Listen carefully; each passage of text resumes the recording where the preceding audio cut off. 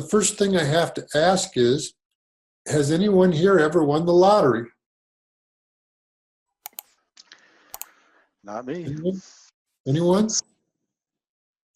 Okay. Not me, Mark. No lottery winners here yet. Not Not yet, right? Because, you know, at the end of the article, I asked you to look in your own charts and see if you have the combinations that could potentially give this kind of result. And I know there's one individual here, I won't name them, who was surprised to see, maybe not surprised to see, that they had combinations that were very much considering this as being a possibility. And then he wanted to know when he should buy his lottery ticket. I told him I couldn't be responsible for that. It's going to have to be. And yeah, the tithe, if I predicted correctly, right? Okay, so let me start sharing screen here. And you should all now be seeing the chart. And remember, you can move your, wherever, if the webcam thing is blocking anything, you can move that, drop and drag it, or drag and drop it.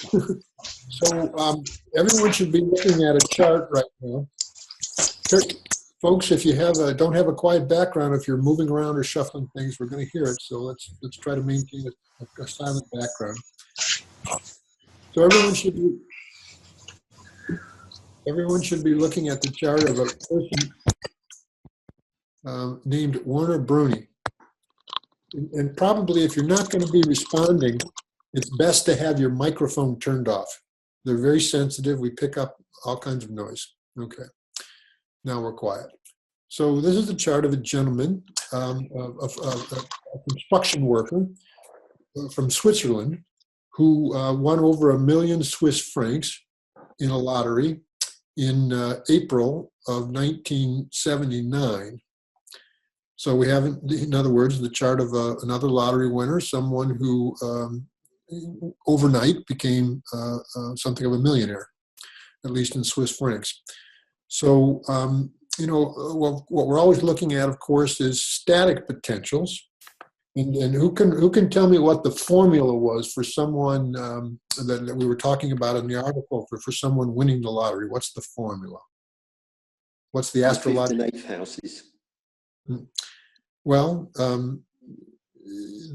of course, those are the houses that you know, usually come into play, since the 8th house is the house of sudden wealth, lotteries, inheritances, and so forth, and the 5th house has to do with speculation, with gambling. But isn't there more to it than that, Roberto? What else has to be there? The Dhani Yoga has to be there, and the additional influence of the 8th house, 8th lord, to activate that. Right. So we've got to have some promise of wealth in the chart, static potential, and then of course that is going to need to get activated in the dasha sequence. And typically we would want to see the involvement of the 5th house, 5th lord, 8th house, 8th lord. So in terms of static potentials that way, what's very obvious here? Saturn-Venus conjunction. And what about that, Roberto? We've got the 5th lord conjunct the 9th and 8th lord. So Saturn and Venus here form a good Dhani Yoga, because it's, you know, the two wealth-giving lords, 5 and 9. Classics of Jyotish highlight, you know, the 5th house, 9th house, 5th lord, 9th lord in particular as being potential wealth givers, and we see them combined here. But in this case, that also is a combination involving the 5th lord Venus, and Saturn as the 9th lord, but also as the 8th lord. And what kind of helps solidify that promise to some degree? Anything that we note here? When we see a combination from one angle, what do we always want to do? From moon, it becomes a 1-9 combination. So from the moon, it continues to form a Dhani Yoga. Saturn again becomes the 9th lord, and Venus the 1st lord. So it continues to form a combination that can be wealth-giving. And what do we notice about the 8th house from the moon? Yeah, from moon, Jupiter is the 8th lord of the 8th house. So the Strong. yeah. So what I want people to, we're getting some static again, or it seems like somebody's moving around and their mic is picking it up or shuffling papers or something. What I'm highlighting, folks, is that see how the 8th lord becomes strong from both the birth chart, from the lagna of the birth chart, and also Chandra lagna. And maybe just make the additional comment that I always pay particular attention to Chandra. I mean, pay attention to it always. That's what the classics tell us we should do. But pay attention to it in particular if the moon is in Taurus or in Cancer. So you have a very strong Chandra lagna, as in this case. What other thing strikes you from the chart, from the birth lagna, in terms of wealth potentials? Anything? Mark, would you classify this Saturn Venus as a quasi Lakshmi yoga?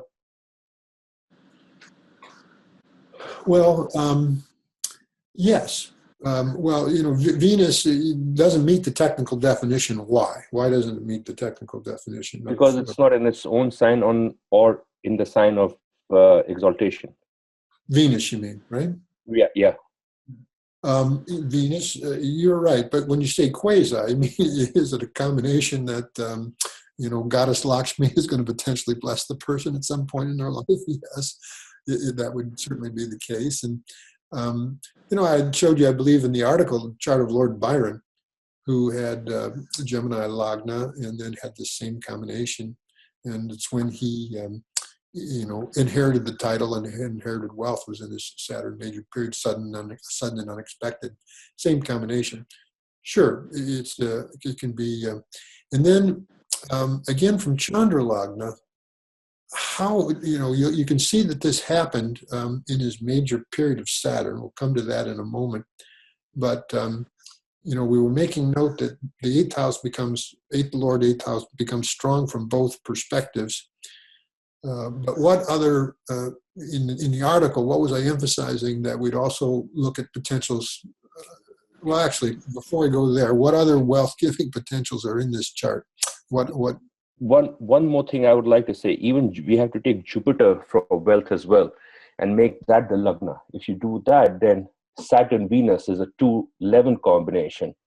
The 5th house, again, has its own lord in its own house. So, again, multiple That's a good observation. Good observation. Sure, certainly the two grahas that most pertain to wealth are Jupiter and Venus, and so to have them strong in some way is always beneficial from a static potential point of view. What other wealth or a good indication? Well, Mars and Venus exchange signs in the Nomansha, so that's again. Well, they do, and then why would you highlight that? Why would that be important in this case? Because it's in the 4th and the 5th. It's the 4th and the 5th lord, which is exchanging signs. So again, the 5th lord is getting involved. Okay, so all right. So, but just focusing on who those planets are in the birth chart. One of the things we've talked about, what's the effect of planets exchanging, whether it's in the birth chart or in Navamsha? Makes them strong. Makes them Yes. strong. Makes them strong, and so exactly. Okay, hold on here, Sonali. Not too many comments, okay? It's not a personal session here. We've got Venus as a part of this Dhan Yoga, and we're looking for sources of strength. And we see here that it has a source of strength by virtue of the fact that it's got involved in this exchange in Navamsha. But then, what about Mars in the Rashi here? We've not commented on that. Mars is the 11th lord in the 11th house, getting the aspect of Jupiter, strong Jupiter, and Rahu. Right. This is a significant part of the picture as well, right? With Mars being the 11th lord in the 11th house, aspected by a strong Jupiter. And, So, Mark, hold on, and just to additionally comment, Mars has another source of strength in Navamsha, underlying source. Right. Go ahead. From Moon? I was just wondering, are we considering Mercury in the 10th to be strong enough to give us the second form of Lakshmi Yoga with the ninth lord in either its own house or an exaltation sign, an angle or trine with the Lagna lord strong? So here we have Saturn as a ninth lord in its own house. And Mercury's in the 10th, so it's fairly strong as a Lagna lord, and of course produces a Raja Yoga there. So that would be a form of Lakshmi Yoga, would it not? So you're talking about that second definition of Lakshmi Yoga. And yes, indeed. Yeah, so not everyone necessarily here would be familiar with that, Chuck, so why don't you spell that out? So if you have the ninth lord in its own or exaltation sign, and you have a strong Lagna lord, that is the second type of Lakshmi Yoga that you've shared with us. And of course, here we have Saturn in its own house in the 9th, and Mercury is in the 10th. So Mercury, and it's of course forming Raja Yoga there, and as well as Buddha-Ditya Yoga. So it's forming a couple of yogas there. And so it's a strong Lagna lord. I think that would probably satisfy that. Well, first of all, you get the first virtual chocolate of the day for actually remembering that yoga, Chuck. Good for you. And yes, the Lagna Lord is strongly placed. It's not, its dignity is not great, although the cancellation of debility, because Jupiter, its dispositor is so strong that it's falling in an angle, right? Right. You could say it gives Nietzsche Bhanga Raja Yoga. So, Sure. But the fact that yoga applies here, and Saturn is one of the main components of that yoga, is a very, very relevant point, particularly as we've seen here that, again, this happened in April 79. If you glance down at the Vimshottari Dasha, it happened in the major period of Saturn. So, but we were looking at wealth potentials from a completely different angle in the lesson as well, in the article. So what was that, if people recall? From Aruda Lagna? From Aruda Lagna, and who becomes the Aruda Lagna here? Sagittarius. Sagittarius? Yes, Sagittarius. And then, so the idea is to do what then? Once we've identified the Aruda Lagna, besides seeing, what's the idea there? Then once we've seen Aruda Lagna, what are we looking at or for? See the number of planets and the strength of the planets aspecting the 2nd and the 11th. So we're looking at the influences on the 2nd and 11th. Don't forget to include the lords, and just see the chart Right. as a sort of a secondary chart in general for, just interpreting wealth potentials as you would from any other Lagna. And, you wanted to use, Rohit, you wanted to use Jupiter there as the Karaka of wealth and see the pattern from there. Well, it becomes the same, right? Yeah. In which case, what's notable here as far as seeing the wealth potentials from Aruda Lagna? Well, the combination of the 2nd and 11th lords there, in the 3rd house, and the 5th lord in the 5th house, just the patterning from there. But then the 2nd and 11th are aspected by a strong moon. Right, but I think the real relevant point here is who else is the 11th house aspected by? Saturn and Venus. Oh, right, Saturn and Venus. Yeah, Right. yeah. So it's and Venus has its own lord, and recall Venus's strength in the Navamsha, and of course Saturn's strength is obvious here. So the Venus-Saturn combination is the 2nd and 11th lord from here, right? And then it's aspecting onto the 11th house along with a strong moon in its exaltation sign. So we can see some of that. There's only one reality, folks, and if that reality's got to show up both from the Parashari point of view and from the Jaimini point of view, and you see that itself out here. So you can see that it happened in April. I forget the exact date, maybe April 25th, April 26th, something like that. You can see that it happened in a major period of Saturn, sub-period of Mercury, and sub-period of Venus in the Vimshottari Dasha. And, based on what we've talked about, the major period of Saturn and sub-period of Venus is fairly obvious, but this is this is where your comment, Chuck, really, I'm very impressed here. One might question why Mercury? Why Mercury as a sub-period would have brought this? From the moon. Dasha Lagna. Well, we'll have two comments here. Rohit, you were first. Make your comment. It's the second and the fifth lord from the moon in the 11th house. Yes, that's part of the answer. And then also, Roberto, you were going to say? Dasha Lagna. Well, talk more about that. Well, Mercury is placed in the second, it's ruling the fifth, and it's ruling the eighth house. That's it. That's it. Very good. Now, consider Dasha Lagna, folks. Think about that combination of Saturn and Venus as the Dasha, as the two planets in the Dasha Lagna, right? And then see what happens to the second and 11th houses from there. Bearing in mind that Mercury is not giving the results of a debilitated planet here.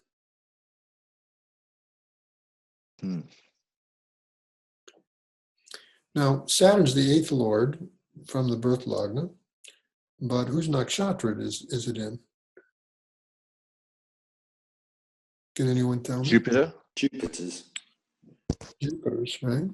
Yeah. So again, use Chandra lagna and see the eighth house from there. There's Jupiter. Right. So you can see the way in which this particular example fits perfectly in the parameters that we were discussing in the article. But now that's from the, is there any questions about that? Any, about anything we've said? Mark, there is only one weakness to Saturn, that it is debilitated in Navamsha. And I suppose the debilitation of Saturn gets cancelled because of the exchange between Mars and Venus.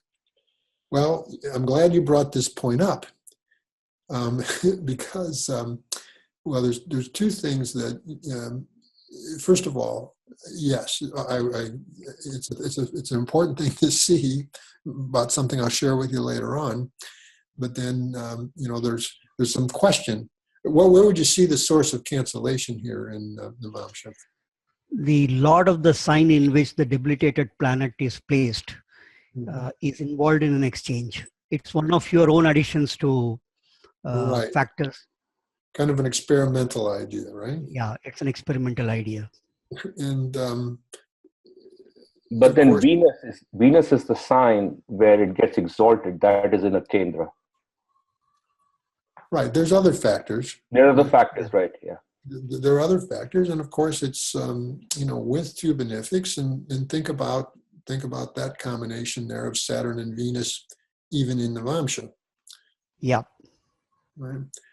But then there's a little twist on the story that I'll share as we get towards the end here, where Saturn's condition here may also have some relevancy. But now that was the timing in Vimshotri. But Chuck, I want to come back to the fact that if you don't see that second definition of Lakshmi Yoga here, the idea of the Lagna Lord strong while Saturn is in its own sign of exaltation in an angle or a trine, and it's really, really good here, particularly with Venus. It happened in the period and sub-period of the Lakshmi Yoga, right? So that's something really important to see here, and I'm really I'm impressed that you would have seen that. Okay, good for you. You must have been studying yogas. All right, so now that's from the Parashari angle. How about from the, we already saw the static potentials from Jaimini point of view using the Aruda Lagna. Now understand that this happened in the major period of Capricorn, sub-period of Aries. Major period of Capricorn, sub-period of Aries. How could we understand that?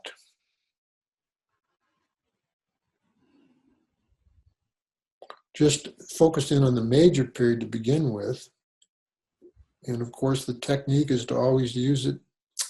Well, first of all, which house of the horoscope is it? Well, it's the 8th. 8th house plus the second house, but second house becomes very strong. Right. Second house becomes very strong. Now Saturn is the second lord in the second house with Venus. And think about what kind of combination those are, again, from Capricorn, using house lordships, not just considering karakas. The lord of the second and the fifth Right. in the second. Right.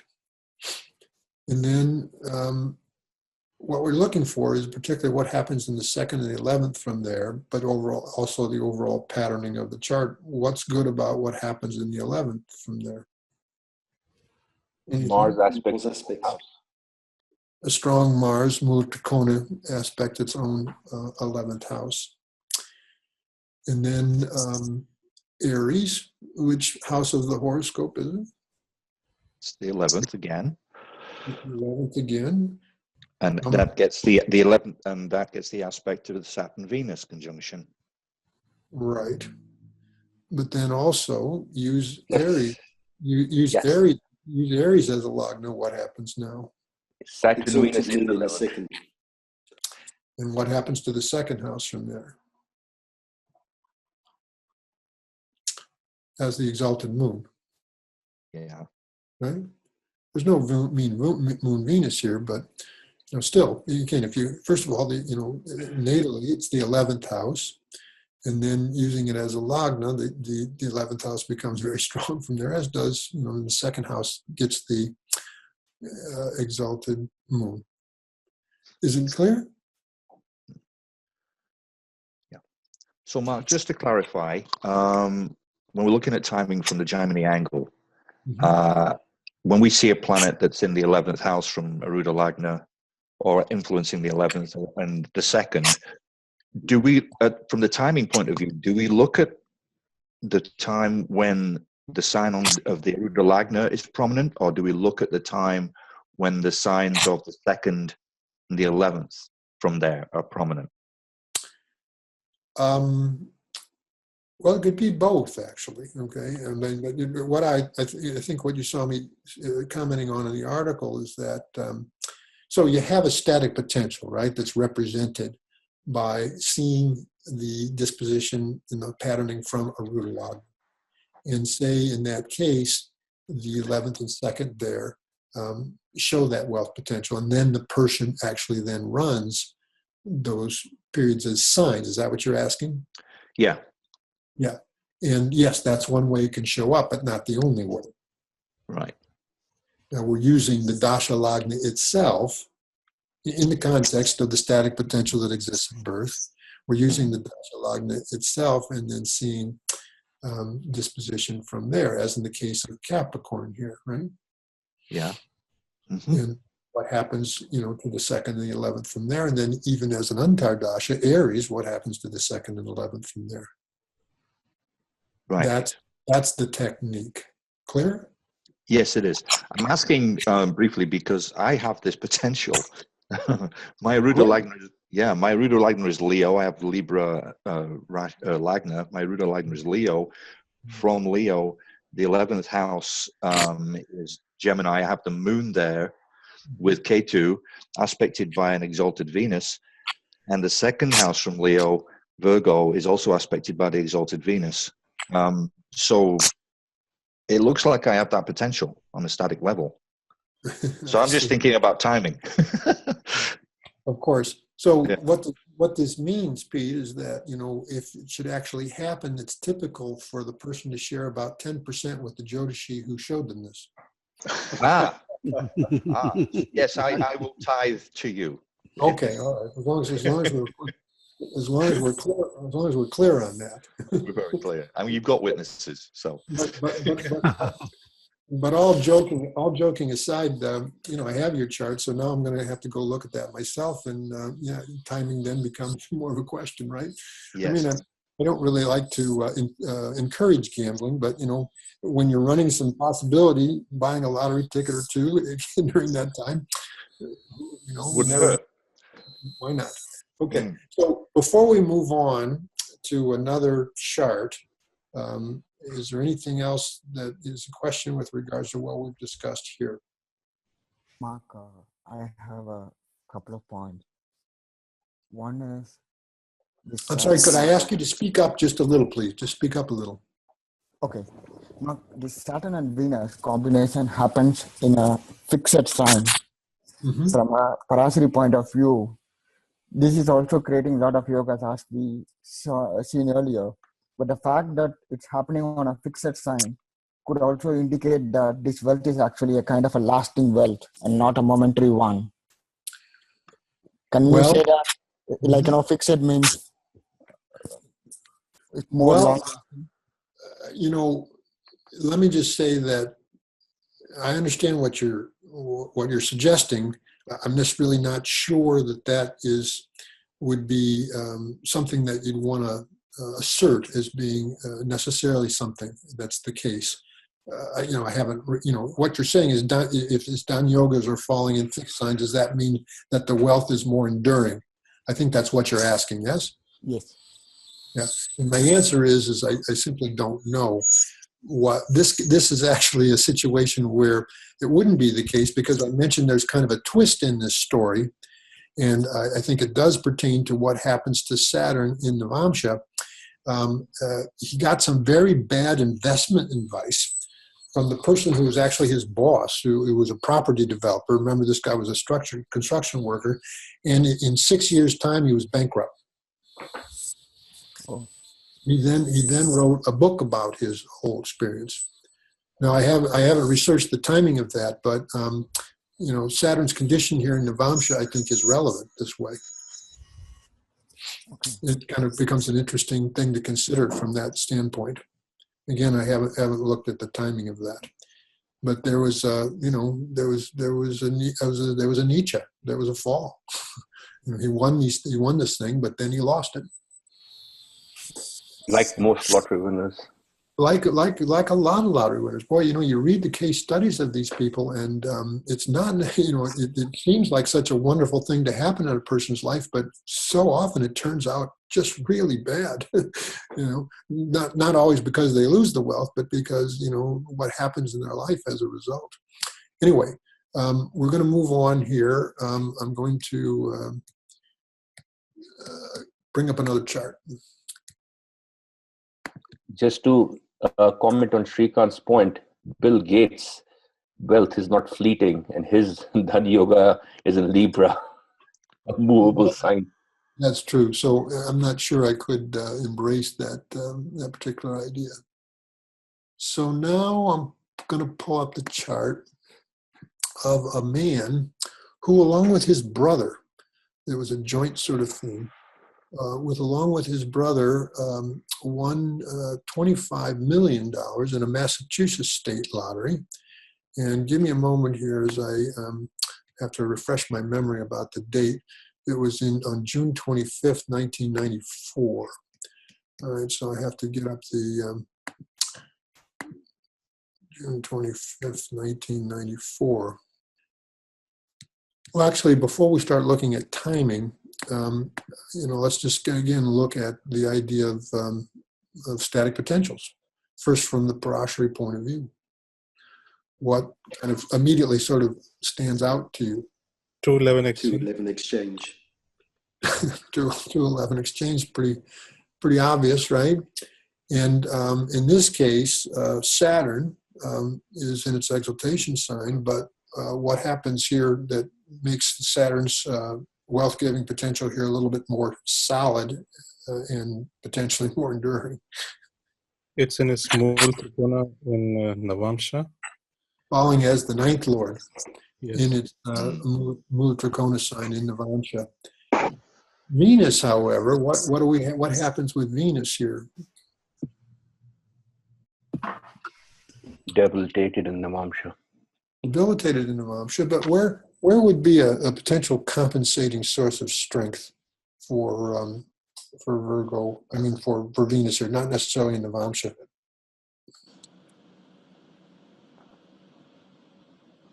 What other Aspected by a moon, which is a Vargottama moon. Well, I'm not focusing so much on Navamsha, Somali. I mean, in the Rashi, where is the source of strength for Venus? It conjuncts with the sun, the ninth lord. Sign of a friend. And it's also aspected by Jupiter. So all these things are different influences that you're saying. Just the exchange, folks. Just this idea that, Venus is involved in the exchange. But, someone was commenting about the addition of the ninth lord sun here, right? Yeah.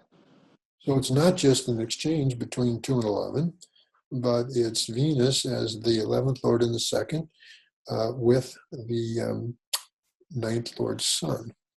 And both of these, as Sonali, I believe, or someone was pointing out, you've got Jupiter's aspect onto there. And what's good about this Jupiter in particular? It's exalted in Navamsha. That's it. It's exalted in Navamsha. And speaking of Navamsha, I haven't emphasized this so much in the last example, but what patterns do we see here in Navamsha that kind of support some of the wealth-giving static potentials that we see in the birth chart?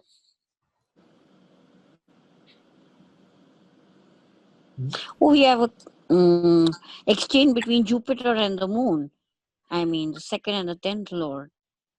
Right. First of all, we have the natural benefic goods. Now we have the natural benefic Jupiter exalted in the second, involved in an exchange with the moon, who's also, what is the moon's condition also here that's of note? It's Vargottama. And Right. it's aspected by its own lord. It's the lord of the second house. So it's getting aspect of Jupiter in Right, so Jupiter's house. I mean, right. No, exactly. This Moon-Jupiter combination here in Navamsha is significant and very relevant when we start looking at timing. But would the moon be considered involved in any other Dan Yoga here in Navamsha? I'm focusing on Navamsha right now, folks. The Venus moon from The Venus-Moon combination is the combination of the fifth lord and the Second lord. second lord, right? yes. Anything else strike you as far as combinations in Navamsha? Anything contributes to the second house there at all? Mercury, the ruler of the ascendant lord, is aspecting Jupiter across the second 8th axis.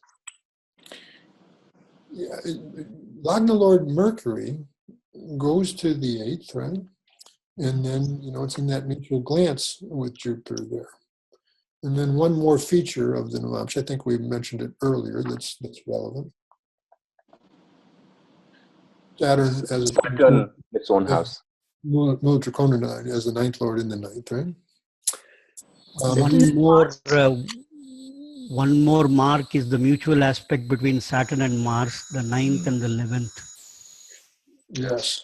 Yeah. Good relevant point. So, again, I didn't emphasize this so much in the last example, but if you remember in the article when I was looking at the Navamshas of both the husband and the spouse in that first example, the Rhode Island lottery winners, that promise in the birth chart, if it's really going to get real or real in a very strong way, you're always going to see support in Navamsha as well.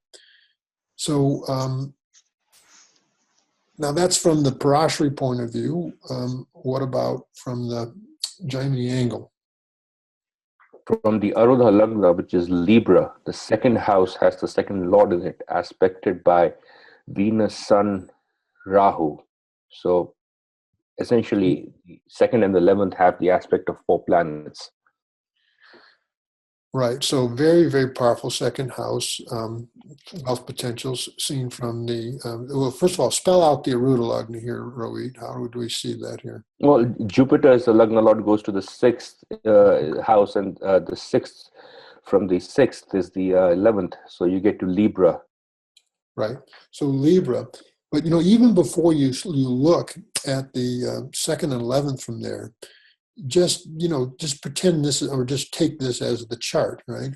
And see, we saw the wealth potentials from Sagittarius, but just look at what happens here, just using Libra as a lagna. Right? Saturn becomes what lord? 5th Lord, 4th and 5th. 5th lord in the 1st, and its exaltation sign, and don't forget its underlying strength in Navamsha, right?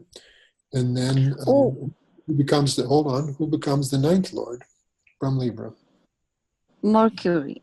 And where is it placed from Libra? The 5th house. 5th house. And who's the other trine lord? Venus. It goes Yes, to, it's in the 4th house. with who from there? Who's it conjunct with from Libra? Venus is 11th Lord.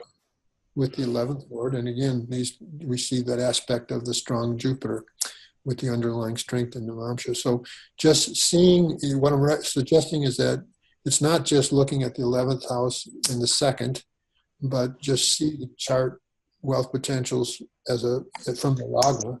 Of course, as Rohit pointed out, the 2nd house becomes very strong with Mars. Then it also gets the influence of 4 other grahas, including Venus here. And then the 11th, what happens good with regards to the 11th? Its own Lord aspects its house, which is Sun, and plus Venus and Rahu also aspected. Right. Okay. And as does Saturn. As does the exalted Saturn. One thing. Mark. Hold on, Sonali. Can we see? Yeah. Okay. One thing.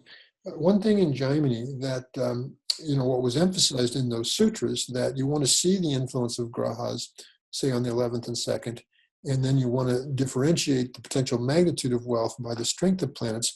But it was emphasizing, in particular, exalted planets, whether they're in natural benefics or natural malefics. Can be a very good influence. Your question, Sonali? Well, could you look at from Saturn? There is a parivartana between the 5th and the 8th lord.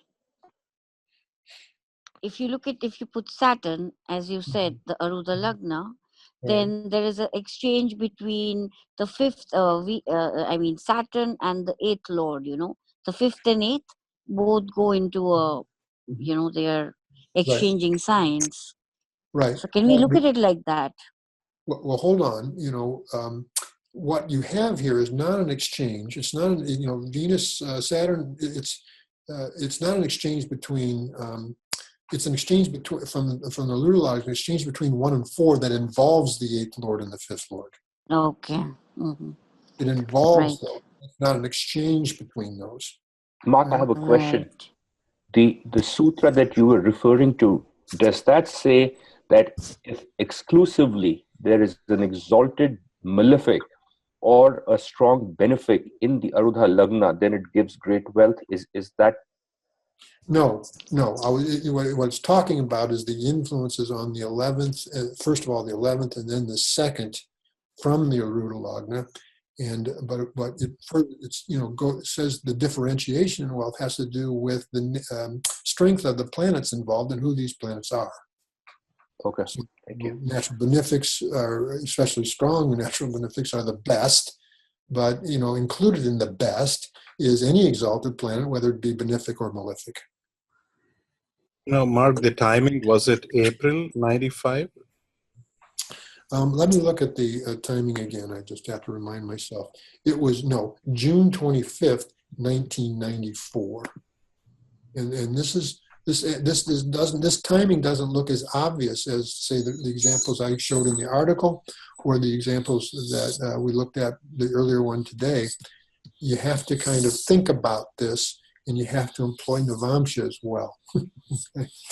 Because this would have happened in, what did I say, June 24th? I say June 24th, June 25th. So let me pull it out to the sub period level. So it looks like it would have been Moon, Mercury, Saturn, right? And just on the basis of the Rashi, the most obvious indication about that would actually be the sub-period lord, right? Saturn.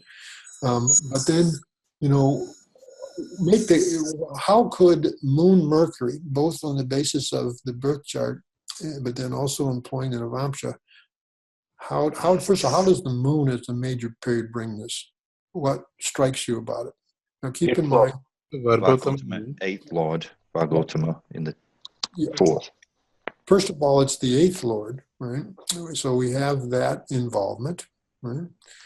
And then, but really, just in terms of the, you know, the Moon here in the birth chart is not part of the Dana Yogas that we were outlining, right? Mm. Atmakarika. Well, yes, but you know, we're doing filtering. We're doing. From Chandra Lagna, Mark, Moon is a lot of the 5th in the Lagna itself.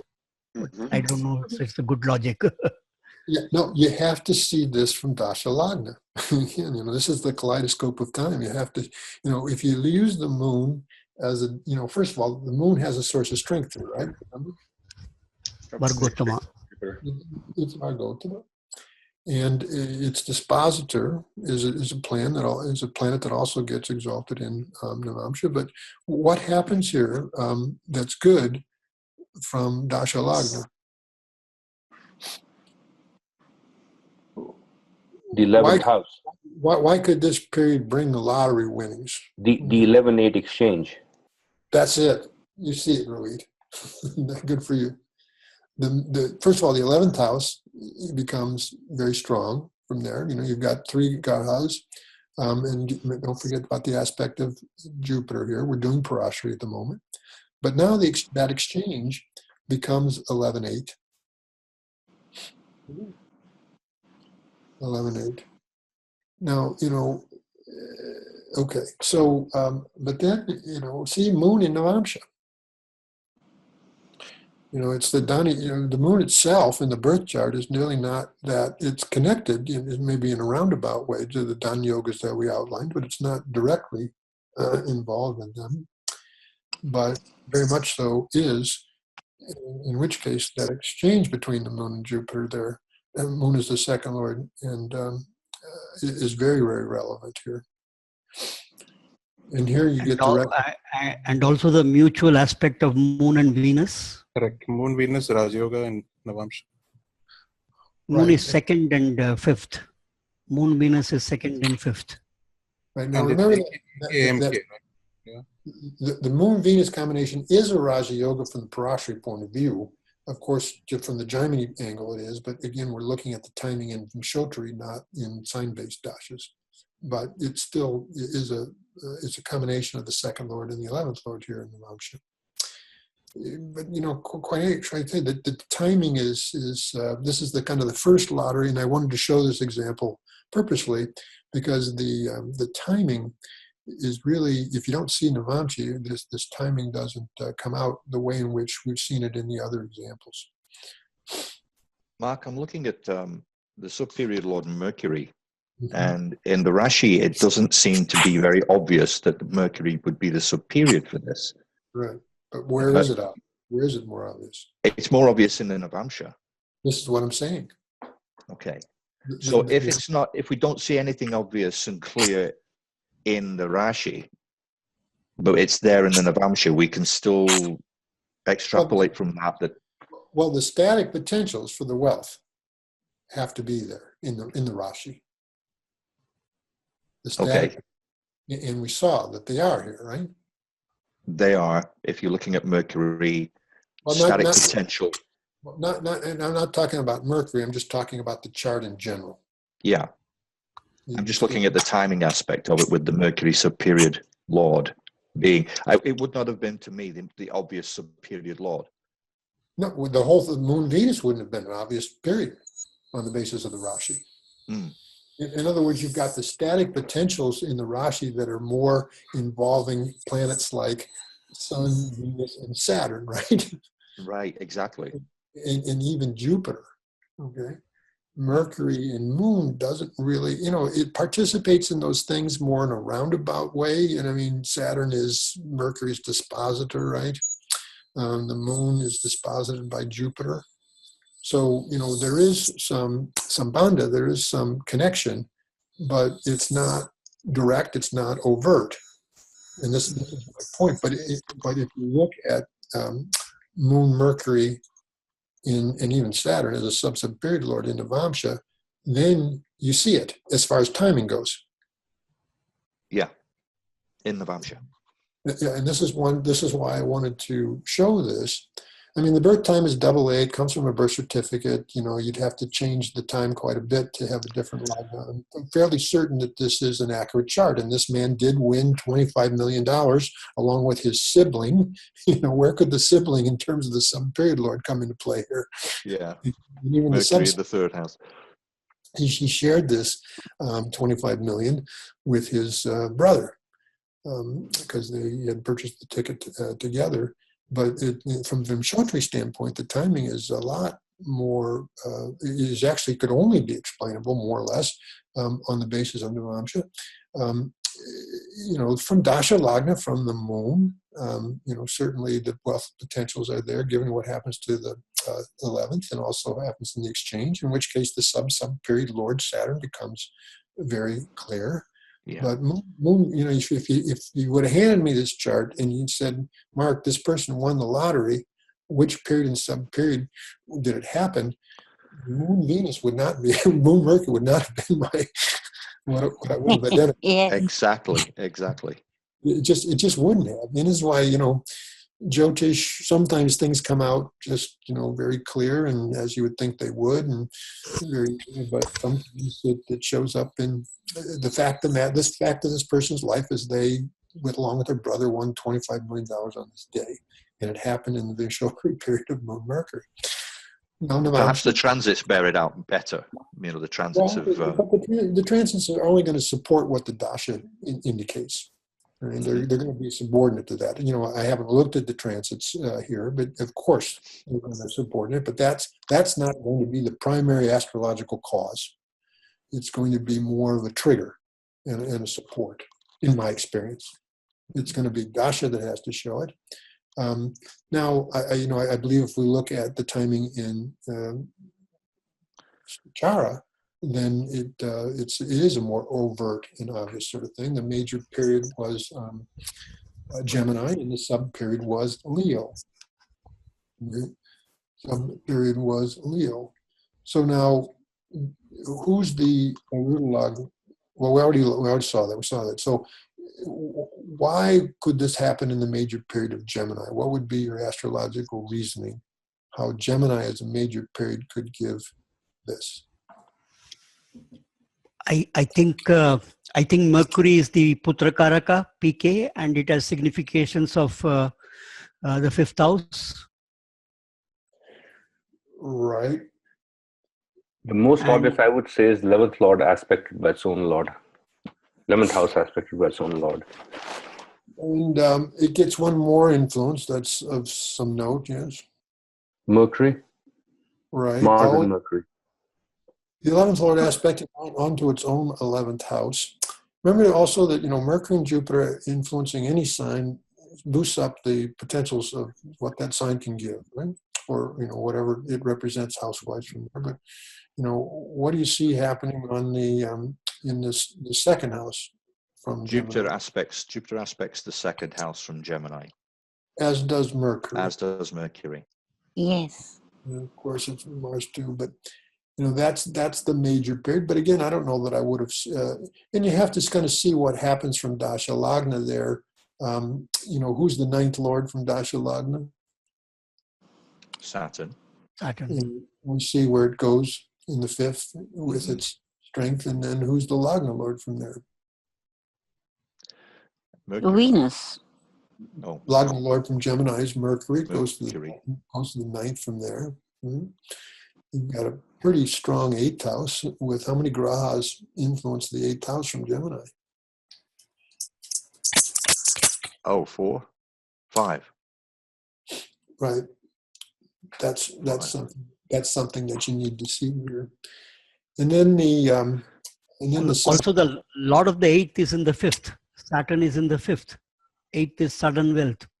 Yeah, no, it is. It is. That's why I was asking to see the. I was asking to see the pattern for Gemini. And now in Navamsha, Mercury is in the 8th. Yes, yes. So you see the pattern for Gemini, and then the sub period was Leo. Right? Sub period when it happened with Leo. I think the pattern of the 9th house is in Gemini. I mean, 9th house of work is in Gemini. From Leo, Sun goes to the 6th, and then 6, 1, 2, 3, 4. Yes, right? You know, Ekaterina had not seen that, but it is absolutely a relevant point. Mm-hmm. Absolutely. 9 houses, house of work. Yeah, 14 work. You're saying that P9 is in Gemini. Yes, right. Yeah. Right, because the 9th lord is Leo, the sign lord goes 6 from it, counts 6, and again you come to Gemini. You know, Yeah. I believe it is a relevant point, and so I appreciate you mentioning that. But again, this timing, even from the, you can make the case for it, but the timing from the standpoint of Chara, again, does not appear to be as obvious as in previous examples. Right? I think, again, you have to bring into play Navamsha. I mean, when you just make the Navamsha Lagna Gemini, what strikes you about that related to somebody's comment earlier? When you make Lagna Gemini, what powerful yoga is Moon Venus, Raja Yoga. Yoga for health, wealth. and what happens in the 2nd house from Gemini? Gets the exalted Jupiter. Exalted Jupiter. Right, and then what influences are on the 11th house from there? Mm-hmm. Sun in its own sign, Saturn in its own sign, Mars as the Lord. Mm. Do you see? Mm. Yes. So I found this case a curious one because the timing shows up much better in Navamsha than it does in the Rashi, both with regards to the Vimshotri Dasha and with Chara Dasha. And I guess it just highlights the importance of, this is standard Jyotish practice to begin with. You're always looking at the Dasha period and sub-period in terms of the birth chart, but then you're seeing it in Navamsha as well. Same thing with both for Vimshotri and Chara. And here it is really playing itself out much more obviously, as far as timing at least, and even static potential in that divisional chart. Mark, I have an observation to make. If you look at the static potential of the chart, Rahu is in Saturn sign. It can give the results of Saturn Venus because it is associated with Venus and it is in Saturn sign. So it becomes more qualified to give the Raja Yoga between the exchange of Saturn and Venus. At the same time, Rahu can also give the result of 9th Lord, 2nd Lord combination. And if you look at Mercury, it's in the 3rd house of sibling in the nakshatra of Rahu. And you see Moon in the nakshatra of Mercury. And then even if you see Moon is 8th Lord, Mercury is 8th from 8th, 3rd house. Both are houses of surprise. Mercury sits in the 3rd house of sibling. It's in the nakshatra of Rahu, which participates in all the major Dana Yogas. And Moon is in the nakshatra of Mercury, strongly connected. So in their major and sub period, he had a good result of Rahu coming out because of Mercury placed in Rahu's nakshatra and also Mercury in the 3rd house of sibling. Well, I think you've added to our, I think you've added to the picture here.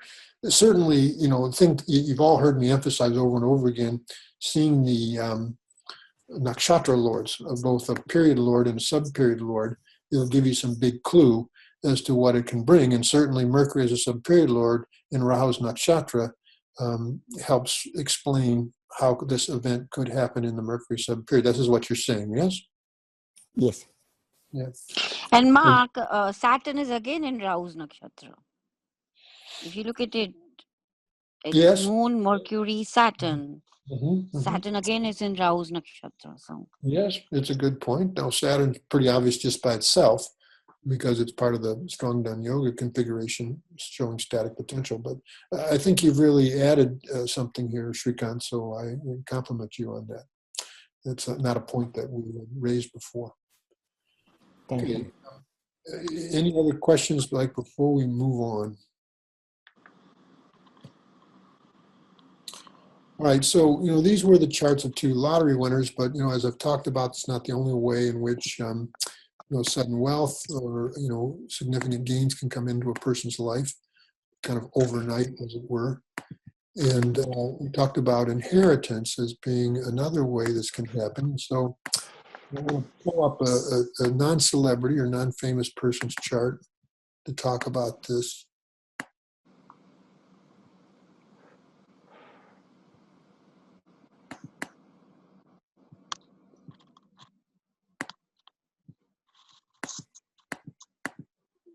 Where are you? Oh, here it is. Okay. Okay. So, just take a moment and just look at this chart in general as far as wealth potentials, first from the Parashari point of view, and what strikes you this way. The 511 axis, having the 9th Lord, 5th Lord. Right, that's a pretty good looking combination, isn't it? Yep. The 2 Lakshmisthana lords in a Lakshmisthana house, both of them with sources of strength. Yep. So what's particularly good here about the 5th lord? Anything? Sun is exalted. Mars is in its own sign in Navamsha. It's in its Multrakon sign in D1 and old sign in Navamsha. So Mars is in Svakshetra in both charts. As Right. the 5th lord in the 5th, it's obviously combining with an exalted 9th lord. So that's a nice combination. And who's with it? Who's with it? Who's with these planets? Mercury. As which lord? 10th Lord. And the 10th 10th. Lord. And as the 7th lord, what could this mean? The Dhan Yoga involving the 7th lord. What could that mean? Wife. It could mean inheritance from partnership or Or wife. spouse. Well, this is a woman. Okay, this is a woman. Okay, This from is- a From the husband. husband. Yes, one of the sources of the wealth could be the fact that the husband earns well, which has been the case here. Okay, so what else in the chart could be considered good from a financial wealth-giving static potential? There is a Chubakartari yoga for this Sun, Mars, Mercury combination, which may be enhancing the results of that. Moon and Jupiter on one side and Venus on the other side. Okay, so what considerably enhances this Dhan Yoga in the 5th house is the fact that it's flanked, it's hemmed by natural benefics, both of whom are strong in their own sign, right? Although, and Venus goes to Virgo into Navamsha, but what do you have to make note of there? It's aspected by Vargottama moon and is in it's in- connection with the Sun and Jupiter. Yeah, And but it's how in does it? exchange with Mercury. It's in an the way- exchange with Mercury.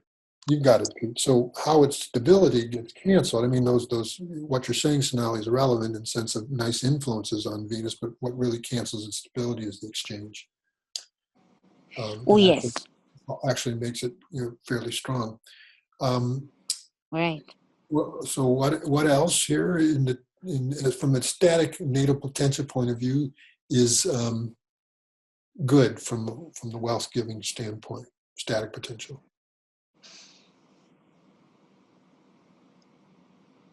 My eye is drawn to Moon, 8th Lord, in the 4th with Jupiter, who's the Lagna Lord and the 4th Lord. You know, to me that says who joins the party here?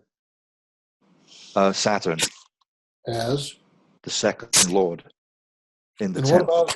what about this configuration? To me, that's about land and property. That's what it seems to be to me. Inheriting property or inheriting land or something like that. Peter, you go to the head of the class. Oh, thank you. The eighth lord in the fourth house with the fourth lord forming what kind of yoga? Gajikesari. Gajikesari yoga in a mutual glance with the second lord Saturn. And does Saturn have any source of strength? In the Mansha, it is in own sign. The Swakshetra in Mansha is a combination for inheritance of property. Now, is there any blemish on this that must be highlighted as well? It's flanked by Rahu and Mars, so there's a Papakitari yoga. There's malefic hemming. Malefic hemming, yeah. So Mars. And aspected by Saturn, who's a malefic again. Mm-hmm.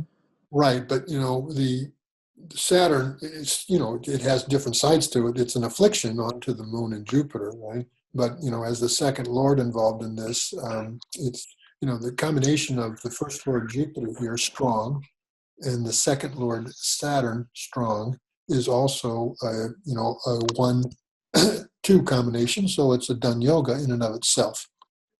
But yes, Saturn is an affliction upon Jupiter and the moon.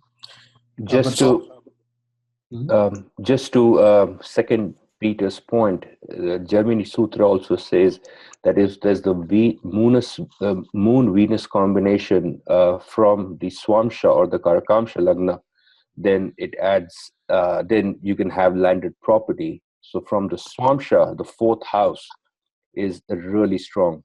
So that adds to the property aspect that Peter was talking about.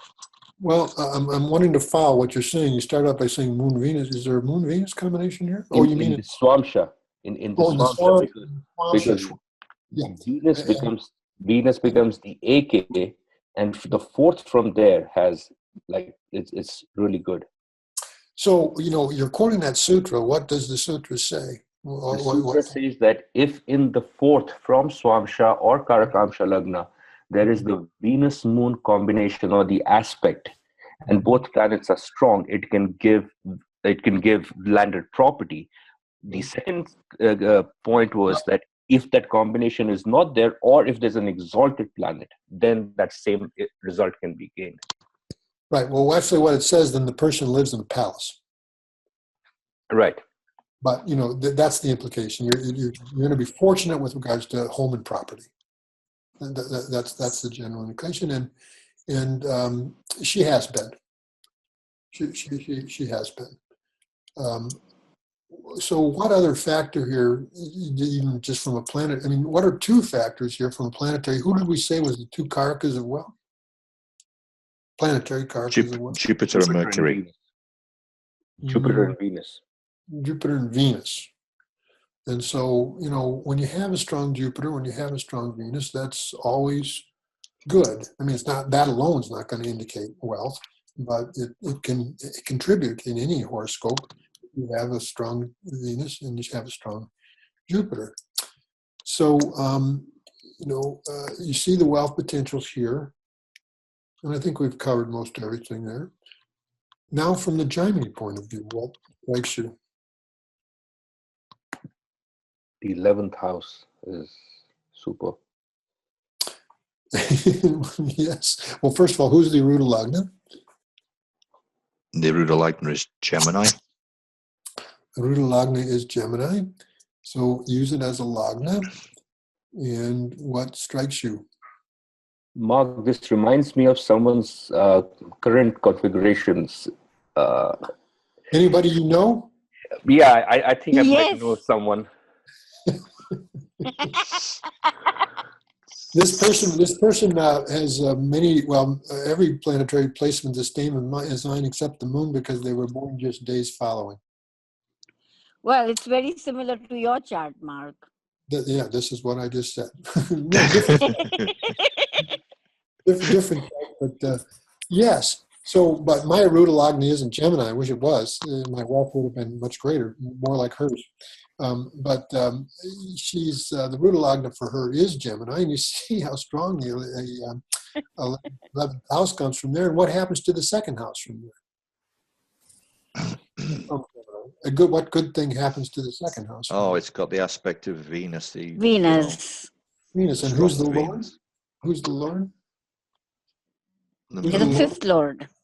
Well, from Gemini? Who's the second Lord? So the second house gets the aspect of Venus, but who's the second Lord? It's the Moon, and there's the Moon-Venus combination. It's in the 11th from Venus. It's that Yogashkam. Right. So the picture from Arudalagna, from the Gemini point of view, just really substantiates and reflects what we saw from the project. And so now come to Dasha, starting with Jyotish Dasha. Who does she start life in? Look down. Who does she, starts in Mercury. And then did we see Mercury involved in any Dhan yogas? Yes. Fifth Lord with the 9th Lord. And, from this, we saw that the wealth could come from the husband, but, going back to the birth log, the Sagittarius and the planets who are giving the Dhan yoga, where else could the wealth come from? Very obviously. Sources of the wealth. Father. Father owned a business, and she grew up in considerable affluence, of which there was also multiple properties. Primary home, a vacation home, this kind of thing was a part of what the family that she grew up in. So, who does she run after Mercury? Ketu. Ketu. Ketu. Father's getting wealthy. She benefits. And then after Ketu? Venus. Is a Venus. Yeah. She runs Venus. And then after Venus? Sun. The Sun. Right. Then after the Sun? Moon. Moon. Then after the Moon? Mars. So you can see that, except for there was one period when, she and her husband first got married, and even then they were getting a lot of support from both their families. They weren't really earning much themselves, and he hadn't really launched his career yet. But then by the time he had launched his career in, Sun, Moon, Mars, very, very good, very high level in income. And she didn't have to work, and wow. She was supported in a very good way. But, the reason I'm showing this chart is the idea of inheritance from property that then it instantly gives you a certain level of wealth here. And good for Peter that he saw the combination statically for that. But it comes with the story comes with a little twist here that I'll talk about. So it happened in the Rahu major period. Again, just from the standpoint of major period, why would wealth from inherited property happen in the Rahu period? Well, Rahu will get the... Rahu's exalted in Navamansha. It's in its Mool Trikona sign in Aquarius. Rahu's supposed to be in its own sign. And look at all Hold on, Sonali. It's a relevant point, but it's not the first point. The first point I'm asking is, how does Rahu give wealth? Rahu gives the result of Saturn. Saturn aspects the 4th house as part of that configuration. And Rahu is in Jupiter's nakshatra. And in Jupiter's nakshatra, yes. Yeah. That's it. Do you see the way the Rahu period activates that static potential at birth represented by the Moon, Jupiter, Saturn configuration? Yeah. So that's clear enough. But, we saw that, Rahu goes into which house? It's in the 3rd. 3rd house. Now, what is one of K and Rao's thumb rule about Rahu in the 3rd house? What can that give? Either the first or the last in the siblings. Right. And more often in my experience, it's first. She was first of 3 siblings, has a younger sister and a younger brother. Okay. Okay. And what would we say? What did we say was also the blemish on this fourth house configuration? It's Well, in Papkartari. It's in the. I'm going to invite everybody to use malefic hemming here instead of Papkartari. That only really applies when it's hemming of the Lagna. But yes, it's this hemming of which we're also part of, right? And Yes. Saturn is, besides being the second lord, is which lord? Third lord. The third lord. So what happens sometimes when siblings inherit? There's usually an argument about who gets it and who gets what. There can be, unfortunately, this is where the more ugly side of human nature sometimes comes out. There can be disputes about the settlement. Where there's a will, there's a relative. Is it very?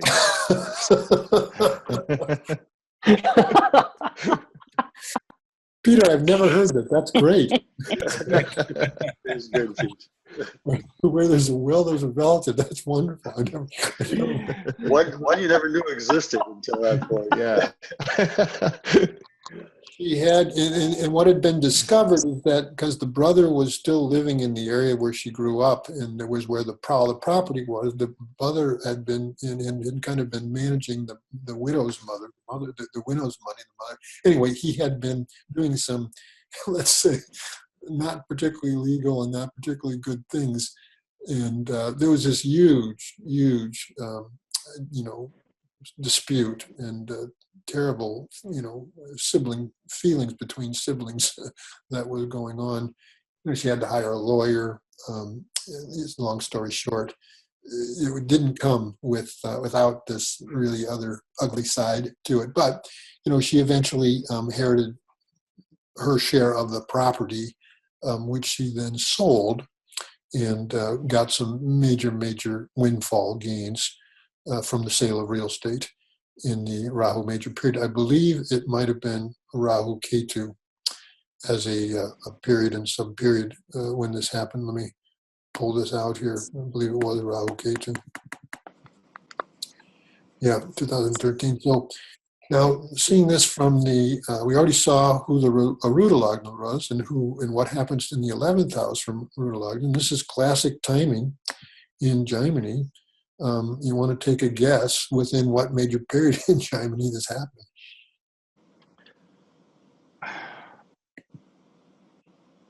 Possibly, yeah. Pisces, Scorpio. Well, a little earlier. Aries, Pisces. It was Aries. Yeah, 2013. Period and sub-period of the 11th house from the Aruda Lagna. This answers your question a little bit, Peter, right? You've got a static potential shown from the Aruda Lagna involving a very powerful 11th house, and then she runs the major period of that. Of course, it's the 5th house from the birth chart as well, right? Yeah. But, it's the 11th house that really needs to be seen here. And then she runs that major period, and this is when she experiences windfall gains. Mm-hmm. All right. Mm-hmm. Questions about this and what we've discussed here, but you have to. It came with a price, believe me. The emotional toll that this is a very good woman, friend of mine, a friend to the marriage for a long time, and it was very stressful, and just had a lot of emotionality associated with it that was not positive at all. Is Mercury the GK in this chart? I think it is, right? Well, let me look here quickly. I think so. Yeah, I think so. Sure. Well, the Dharaka has got to be Saturn. Saturn, in which case Mercury's got to be the GK. So the GK is there, right there in the Aries. In Aries. I hadn't reflected on that before, but you're absolutely right. And it's Mercury. You're absolutely right. Okay. And Sun is the MK. Right. You're right. Well, her father had died, and so it came from her mother's estate. That's interesting. I hadn't reflected on that before either. Okay. So now I want to pull up the chart of what I believe to be the chart of Steve Jobs. Many of you would have read my article, I believe it's entitled To Tell the Truth.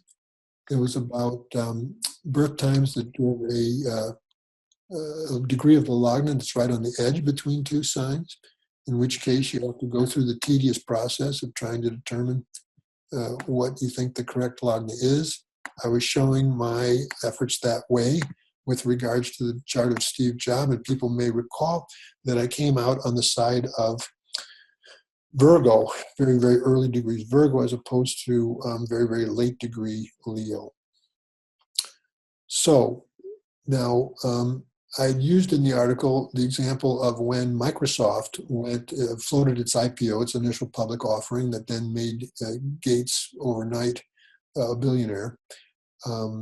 Now, for Apple did its IPO in December, to give a fine point on it, December 12, 1980 is when that. But one thing that I was looking at when I was trying to decide which I thought was the correct lagna, obviously, a usually wealthy person, and the case could be made for that for both Virgo and Leo. I think the case is stronger for Virgo, but you can make the case either way. But then the Arudalagna would be quite different, one versus the other, right? And so this entered into my thinking as well. If Leo is the lagna, who's the Arudalagna then? Leo. Is the first house itself, because the sun is in the 7th. Yeah, Leo It's becomes. Leo. Well, actually, now I'm remembering this. This doesn't help decide at all because you can see it both ways.